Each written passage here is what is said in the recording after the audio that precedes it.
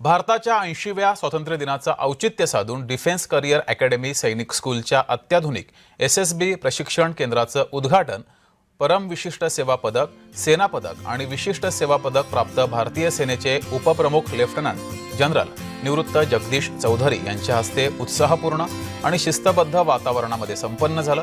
Defence career अकॅडमीच्या विस्तीर्ण कॅम्पसमध्ये सर्व आवश्यक आधुनिक प्रशिक्षण सुविधा आणि साधन सामग्रीने सुसज्ज हे एसएसबी प्रशिक्षण केंद्र उभारण्यात आलंय।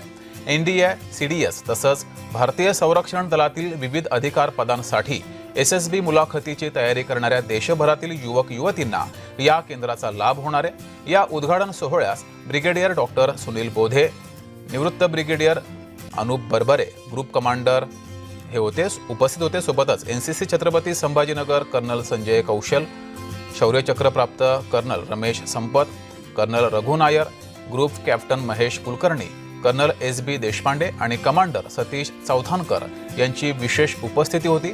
यावेळेस संस्थेचे अध्यक्ष सोमनाथ रहाणे, सचिन रहाणे, संचालक आणि डिफेन्स करिअर कोच प्राध्यापक डॉक्टर केदार रहाणे, संस्थेचे विश्वस्त उत्तमराव कांबळे, गर्ल्स विंगच्या संचालिका उर्मिला रहाणे, मुख्य प्रशासकीय अधिकारी उद्धव टकले, प्राचार्य श्रीकांत वारुडे, प्राचार्य सुभाष धवन, उपप्राचार्य बालकृष्ण शशिकांत बडाख, उपप्राचार्य चैताली चॅटर्जी, रामेश्वर रहाणे यांच्यासह प्राध्यापक, शिक्षक, शिक्षकेतर कर्मचारी तसंच कॅडेट्स आणि पालक मोठ्या संख्येने उपस्थित होते।